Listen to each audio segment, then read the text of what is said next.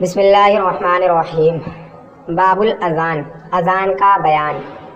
سن الاذان والاقامۃ سنۃ مؤکدۃ للفرائض ولو منفردا اداء او قضاء سفرا او حضرا للرجال۔ مردوں کے لیے اذان کہنا فرض نمازوں کے لیے سنت مؤکدہ ہے۔ اذان اور اقامت کہنا سنت مؤکدہ ہے، اگرچہ اکیلا شخص پڑھ رہا ہو، ادا نماز ہو یا قضا نماز ہو، سفر کی حالت میں ہو یا حضر کی حالت میں، یعنی اذان اور اقامت کہنا فرض نماز پڑھنے کے لیے یہ سنت مؤکدہ ہے، اس سنت کی تاکید آئی ہے۔ اور اگرچہ وہ نماز کوئی اکیلا شخص ہی کیوں نہ پڑھ رہا ہو، اگرچہ جماعت کے ساتھ نہیں پڑھی جا رہی ہے نماز، کوئی اکیلا شخص پڑھ رہا ہے، پھر بھی اس کے لیے اذان اور اقامت کہنا یہ سنت مؤکدہ ہے، ٹھیک ہے۔ اگرچہ وہ نماز ادا ہو یا قضا ہو، سب برابر ہے۔ وہ نماز اس نماز کے وقت میں ہی ادا کر رہا ہے یا پھر اس نماز کا وقت گزر چکا ہے، ابھی قضا نماز ہو چکی ہے، اس کو ادا کر رہا ہے، اس صورت میں بھی اس کے لیے اذان اور اقامت کہنا سنت ہے۔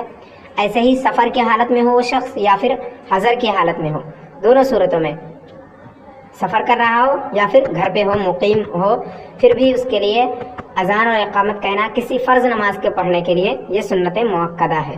اگر مرد ہو تو، اور عورتوں کے لیے مکروہ ہے۔ اور اگر وہ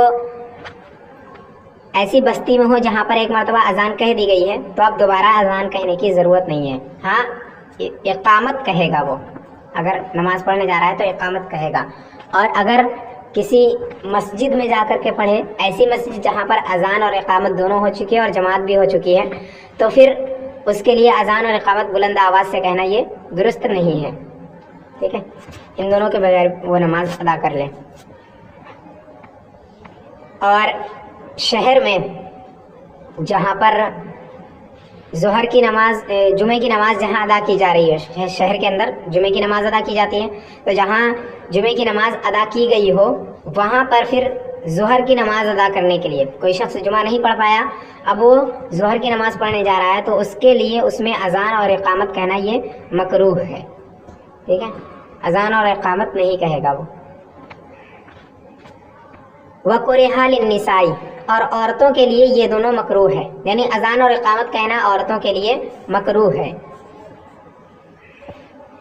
وَيُكَبِّرُ فِي أَوَّلِهِ أَرْبَعًا، اور اذان کے شروع میں 4 مرتبہ تکبیر کہے، یعنی اللہ اکبر 4 مرتبہ شروع میں کہے۔ وَيُسَنِّي تَكْبِيرَ آخِرِهِ كَبَاقِي أَلْفَاظِهِ، اور اس کے آخر کی تکبیر 2 مرتبہ کہے باقی الفاظ کی طرح، یعنی شروع میں 4 مرتبہ تکبیر کہے، اس کے بعد پھر آخر میں 2 مرتبہ تکبیر کہے، اور اسی طرح بیچ میں جتنے الفاظ ہیں ان کو بھی 2 مرتبہ کہے، ٹھیک ہے۔ ولا ترجیع فی الشہادتین، اور شہادتین میں ترجیع نہ کرے۔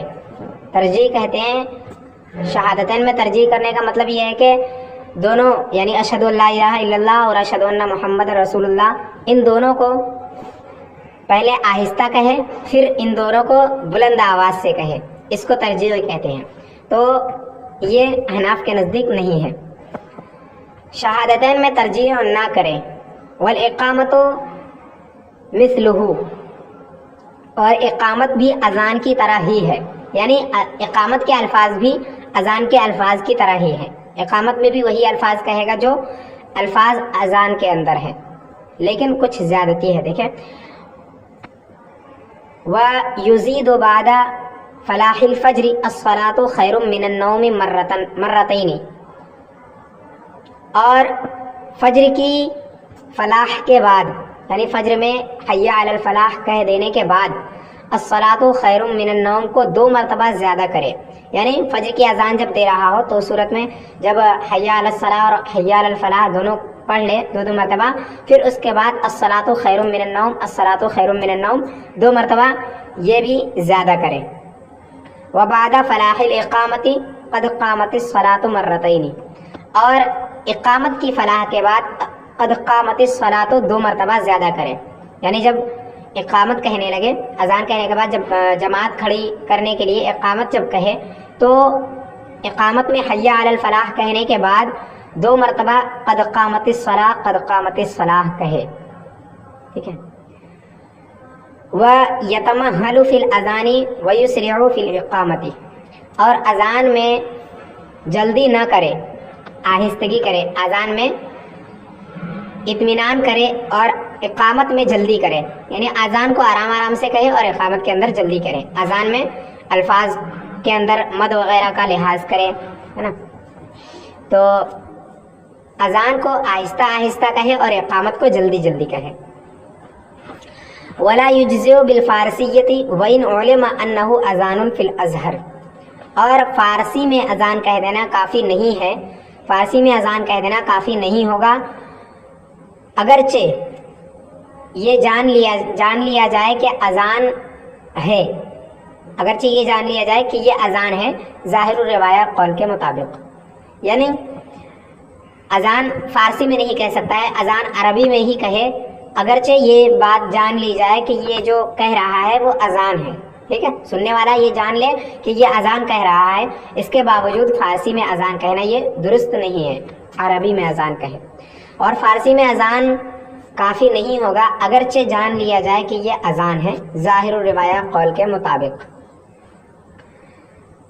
وَيَسْتَحِبُّ أَن يَكُونَ الْمُؤَذِّنُ صَالِحًا عَالِمًا بِالسُّنَّةِ وَأَوْقَاتِ الصَّلَاةِ، اور مستحب ہے کہ مؤذن نیک ہو، متقی ہو اور سنت کو جانتا ہو اور نماز کے اوقات کو جانتا ہو. یعنی یہ بات مستحب ہے کہ جو اذان دے رہا ہے وہ متقی و پرہیزگار ہو، نیک شخص ہو اور سنت اذان کو جانتا ہو، اذان میں کیا کیا چیزیں سنت ہے تو ان سب چیزوں کو جانتا ہو، اور نماز کے اوقات کو اچھی طریقے سے جانتا ہو، کیونکہ وہ اذان کہنے جا رہا ہے تو اذان جب نماز کا وقت ہو تبھی اذان کہے، تو اس کے لیے نماز کے اوقات کا جاننا بھی مستحب ہے.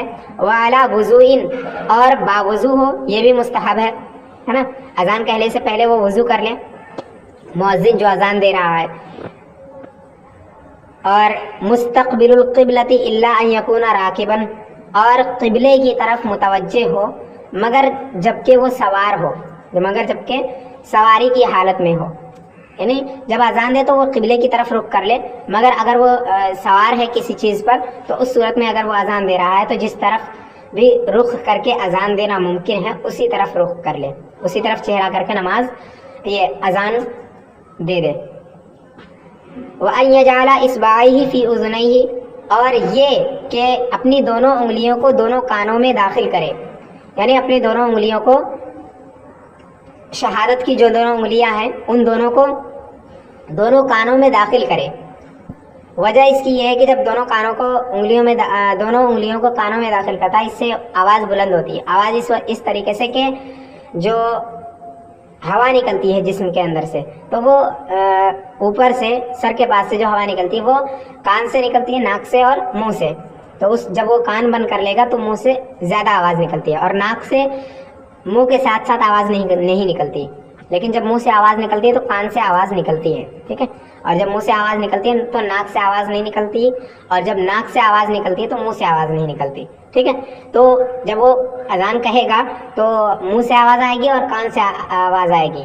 تو اگر وہ کان کو بند کر لے گا تو جتنی بھی آواز نکلنے والی ہوگی وہ سب منہ سے نکلے گی، تو اس صورت میں اس کی آواز اور زیادہ بلند ہوگی، ٹھیک ہے. اسی وجہ سے کہا کہ اپنے دونوں انگلیوں کو کانوں میں داخل کر لے تاکہ اس کی آواز اور بلند ہو جائے. اور ایک وجہ یہ بھی ہے کہ جب کوئی شخص اپنی آواز کو کم سنتا ہے، یعنی جب کسی شخص کو اپنی آواز کم لگتی ہے تو وہ اور زیادہ آواز سے بولتا ہے، کوئی بھی بات ہو.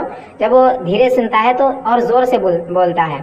تو جب وہ اپنی دونوں انگلیوں کو اپنے کانوں میں داخل کرے گا تو اسے سنائی کم دے گا، تو اور زور سے بولے گا. اس وجہ سے کہا کہ کانوں میں انگلیوں کو داخل کر لے. وَأَن يُحْوِلَ وَجْهَهُ يَمِينًا بِالصَّلَاةِ وَيَسَارًا بِالْفَلَاحِ، اور اپنے چہرے کو دائیں جانب حی علی الصلاح کے وقت پھیرے اور بائیں جانب حی علی الفلاح کے وقت پھیرے. یعنی اپنے چہرے کو دائیں جانب گھمائے جب وہ حی علی الصلاح کہے، اور اپنے چہرے کو بائیں جانب گھمائے جب وہ حی علی الفلاح کہے.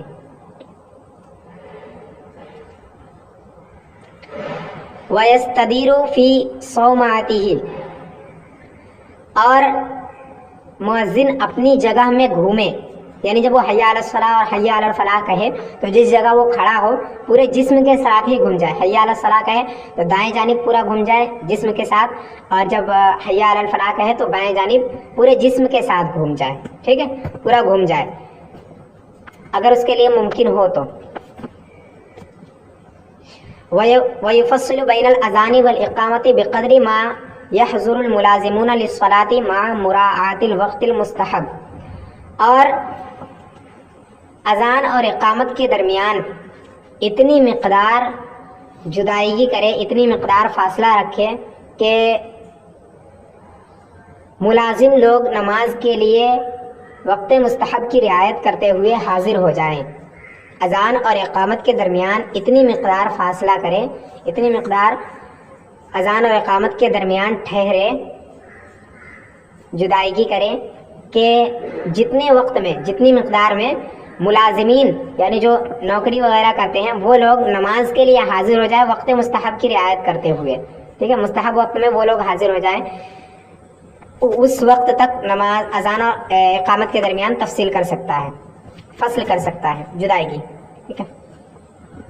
वफ़िल मग़रिबी बिसक्ततिन क़द्रा क़िराअते सलासे आयातिन क़िसारिन औ सलासे ख़ुतवातिन, और मग़रिब में एक सक्ते की मिक़दार फसल करे। अज़ान और इक़ामत के दरमियान मग़रिब में एक सक्ते की मिक़दार फसल करे, यानी कि अज़ान कहे फिर एक सक्ता रुके उसके बाद वो इक़ामत कह दे। एक सक्ते की मिक़दार देखें, एक सक्ते की मिक़दार 3 छोटी आयतों की तिलावत करना है या फिर 3 कदम चलना है। एक सक्ते की मिक़दार 3 छोटी आयतों की क़िराअत करना, 3 छोटी आयतों की तिलावत करना, या 3 कदम चलना है, या 4 कदम, 3 या 4 कदम चलना है, यह एक सक्ते की मिक़दार। तो इतनी ताख़ीर कर सकता है अज़ान कहने के बाद मग़रिब की नमाज में अज़ान कहने के बाद इक़ामत तक इतनी ताख़ीर कर सकता है कि जितने में 3 छोटी आयतें पढ़ ली जाए या फिर 3 कदम चल लिया जाए, 3 या 4 कदम। वयुसव्विबु कक़ौलिही बादल अज़ानी अस्सलातु या मुसल्लीन, और तस्वीब करे जैसे कि अज़ान के बाद मुअज्जिन का कहना अस्सलातु या मुसल्लीन, नमाज नमाज ए नमाजियों, यानी कि तस्वीब कहते हैं ऐलान अलल ऐलान को, यानी ऐलान करने के बाद फिर दोबारा ऐलान करना, तंबीह करना, ऐलान करने के बाद फिर दोबारा उसी पर तंबीह कर देना। तो अज़ान के बाद वो ऐसे अल्फाज को भी दोहराना मुस्तहब है, अज़ान कहने के बाद ऐसे अल्फाज को दोहराना मुस्तहब है जो जिससे नमाज पर तंबीह की जाती हो। जैसे अस्सलातु या मुसल्लीन, मुअज्जिन कहे कि ऐ नमाजियों नमाज नमाज, यानी नमाज का वक्त हो गया, नमाज का वक्त हो गया, या नमाज के लिए आओ। ऐसे अल्फाज को अज़ान कहने के बाद ऐसे अल्फाज का कह लेना ये भी मुस्तहब है।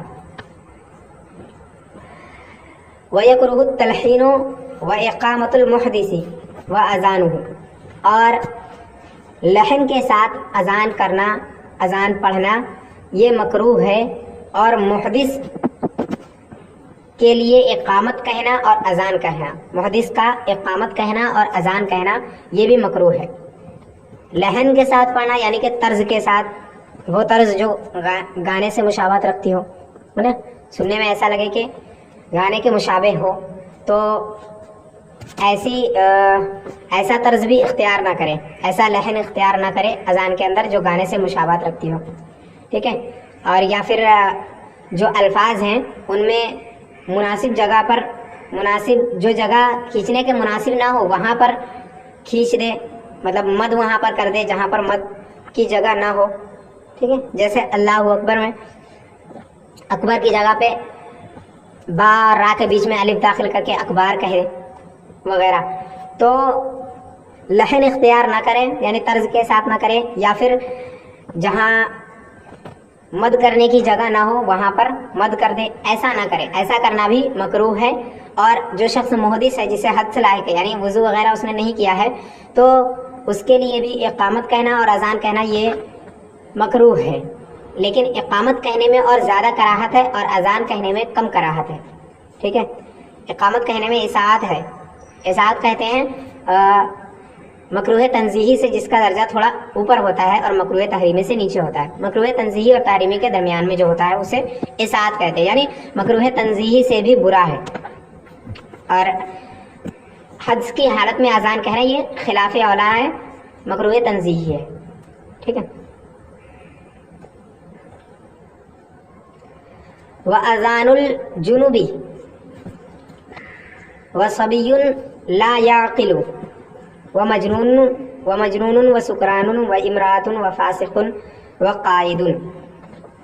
اور نہیں، اذان الجنوبی وصبی لا یعقل ومجنون وسکران وامرأۃ وفاسق وقائد. اور جنوبی کا اذان کہنا، جنوبی شخص کوئی اذان کہے، یعنی جس کے اوپر غسل کرنا واجب ہو وہ شخص اذان کہے، یا پھر کوئی بچہ، ایسا بچہ اذان کہے جسے عقل نہ ہو، یا پھر کوئی پاگل شخص اذان کہے، اور ایسے ہی کوئی شخص نشے میں ہو وہ اذان کہے، یا پھر کوئی عورت اذان کہے، یا پھر کوئی فاسق اذان کہے، یا پھر بیٹھ کر کوئی شخص اذان کہے. تو اس طرح اذان کہنا، ان لوگوں کا اس طرح اذان کہنا مکروہ ہے. بیٹھنے والے کا اذان کہنا، فاسق کا اذان کہنا، اور کسی عورت کا اذان کہنا، یا پھر کسی نشے والے شخص کا اذان کہنا، اور ایسے ہی کسی پاگل یا کسی بچے کا یا کسی جنوبی کا اذان کہنا یہ مکروہ ہے. اور اذان صرف نہیں بلکہ اقامت بھی، کیونکہ اذان میں تو کم کراہت ہے لیکن اقامت میں اور زیادہ کراہت ہے. ٹھیک ہے. ایسے شخص نہ اقامت کہہ سکتے ہیں نہ ہی اذان کہہ سکتے ہیں. والکلام فی خلال الاذان و فی الاقامت. اور اذان اور اقامت کے درمیان بات چیت کرنا یہ بھی مکروہ ہے. ٹھیک ہے. اذان اور اقامت کے درمیان بات چیت کرنا یہ بھی مکروہ ہے. وَيَسْتَحِبُّ إِعَادَتُهُ دُونَ الْإِقَامَةِ. اور مستحب ہے اس کا اعادہ کرنا، یعنی اذان کا اعادہ کرنا نہ کہ اقامت کا. اذان دوبارہ پڑھ دینا یہ مستحب ہے، اقامت دوبارہ کہنا مستحب نہیں ہے. اقامت ایک ہی مرتبہ کہی جائے. وَيَكْرَهَانِ لِظُهْرِ يَوْمِ الْجُمُعَةِ فِي الْمِصْرِ. اور یہ دونوں کے دونوں مکروہ ہیں شہر کے اندر جمعے کے دن ظہر کی نماز کے لیے. ظہر کی نماز کے لیے جمعے کے دن شہر میں اذان اور اقامت کہنا یہ مکروہ ہے. یعنی کہ جمعے کے دن اذان کہہ دی گئی، اس کے بعد جمعے کی نماز ہو گئی، اقامت کے بعد جمعے کی نماز ادا ہو گئی. اب کوئی شخص ایسا آیا جس نے جمعے کی نماز نہ پڑھی ہو تو اس شخص کا اذان اور اقامت کہنا یہ مکروہ ہے، کیونکہ شہر میں ہے وہ اور شہر میں جمعہ ہوتی ہے اور جمعہ کی نماز ہو چکی ہے، تو اس وقت اس کے لیے اذان کہنا یہ مکروہ ہے. وَيُؤَذِّنُ لِلْفَائِتَةِ وَيُقِيمُ. اور فوت شدہ نمازوں کے لیے اذان کہے اور اقامت کہے. فوت شدہ نمازوں کے لیے اذان اور اقامت کہے. جو شخص بھی اپنی قضا نمازوں کو ادا کرنا چاہے تو وہ قضا نمازوں کو ادا کرنے کے لیے بھی اذان بھی کہے اور اقامت بھی کہے. ٹھیک ہے. وَقَضَى لِأُولَى الْفَوَائِدِ. اور ایسے ہی فوت شدہ نمازوں میں سے پہلی نماز کے لیے، فوت شدہ نمازیں ہیں بہت ساری، ان میں سے قضا ہے، بہت ساری نمازیں قضا ہے، ان میں سے پہلی نماز جب پڑھنے جا رہا ہے تو اس وقت اذان اور اقامت دونوں کہنا مستحب ہے. ٹھیک ہے.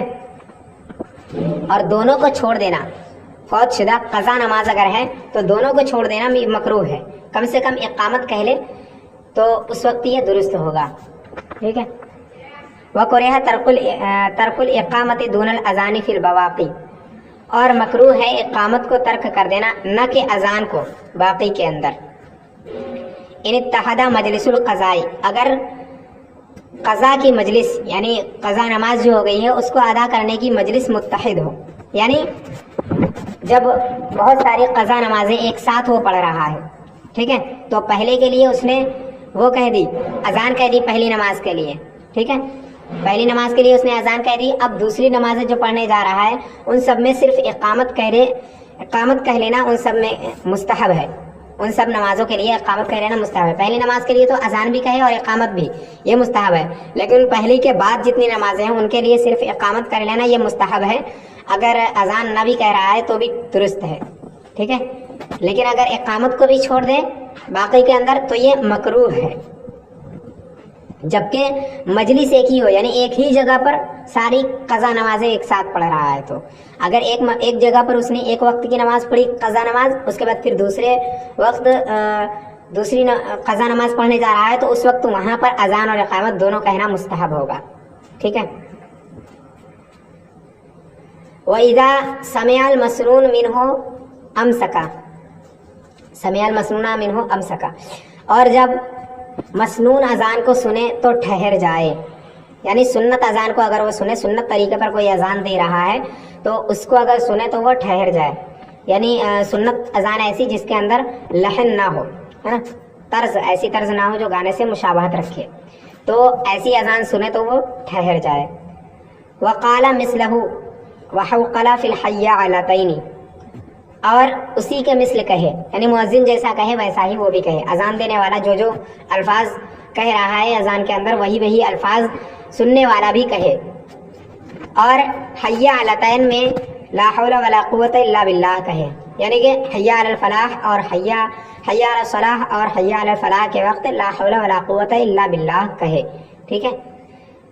اس سے پہلے جتنی ہیں ان میں جیسا مؤذن کہہ رہا ہے ویسا خود بھی کہے، اور حی علی الصلاح اور حی علی الفلاح میں لا حول ولا قوت الا باللہ کہے، اور یہ بھی ہے کہ حی علی الصلاح اور حی علی الفلاح بھی کہہ سکتا ہے، ٹھیک ہے، تو اس وقت وہ خود کے لیے کہے گا، کہ اپنے آپ سے کہے گا کہ چل نماز کے لیے، ہے۔ وقال صدقت وبررت او ما شاء اللہ عند قول المؤذن الصلاۃ خیر من النوم، اور صدقت و بررتا یا ماشاء اللہ کہے مؤذن کے الصلاۃ خیر من النوم کہنے کے وقت، یعنی جب وہ فجر کی اذان سن رہا ہے تو فجر میں مؤذن جب الصلاۃ خیر من النوم کہے تو اس صورت میں وہ کہے کہ صدقت و بررتا، یا پھر ماشاء اللہ، یعنی تو نے سچ کہا اور تو نے نیکی کی، ٹھیک ہے، یا پھر کہے ماشاء اللہ جب یہ سنے کہ مؤذن الصلاۃ خیر من النوم کہہ رہا ہے تو اس صورت میں یہ الفاظ کہے۔ ثم دعا بالوسیلۃ فیقول، پھر دعائے وسیلہ پڑھے، وسیلے کی دعا کرے یا دعائے وسیلہ پڑھے تو کہے اللہم رب هذه الدعوۃ التامۃ والصلاۃ القائمۃ آت محمدا الوسیلۃ والفضیلۃ وابعثہ مقاما محمودا الذی وعدتہ، تو کہے اے اللہ اس دعوت تام کے رب، اے اللہ اس دعوت تام کے رب اور قائم ہونے والی نماز کے رب، حضور علیہ الصلاۃ والسلام کو وسیلہ اور فضیلت عطا کر اور انہیں مقام محمود عطا کر جس کا تو نے وعدہ فرمایا، ٹھیک ہے۔ اے رب اس مکمل دعا کے رب اور قائم ہونے والی نماز کے رب، حضور علیہ الصلاۃ والسلام کو وسیلہ اور فضیلت عطا کر اور ان کو مقام محمود عطا کر جس کا تو نے وعدہ فرمایا۔